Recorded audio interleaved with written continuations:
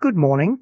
Today we are focusing on some controversial management options of OHCA.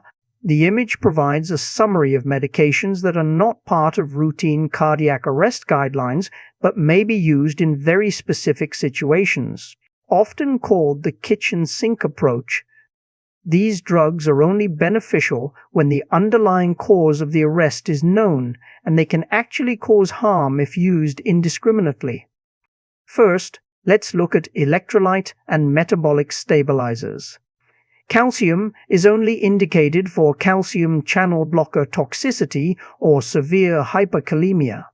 It is no longer for routine use because the 2021 OHCA trial showed a signal for harm when calcium is given routinely during cardiac arrest.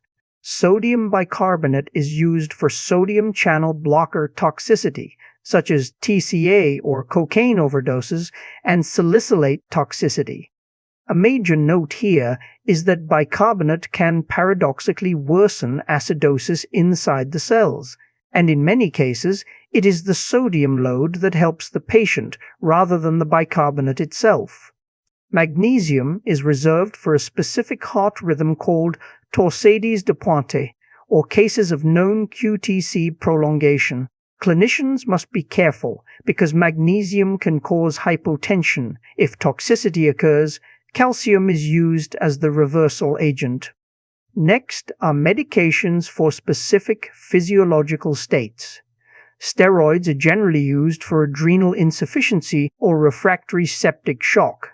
While some protocols bundle steroids with vasopressin, more evidence is needed before this becomes a standard practice. Thrombolytics, or clot busters, are only used if there is a strong suspicion of a massive pulmonary embolism or heart attack. If these are given, CPR must be continued for at least 1 hour after administration to give the medicine time to work. Finally, ketamine.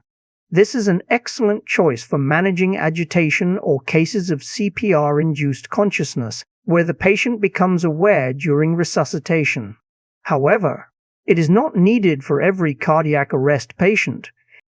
In summary, while these medications can be life-saving in the right context, they are not routine. Using them without a clear indication can complicate the resuscitation or lead to worse outcomes for the patient.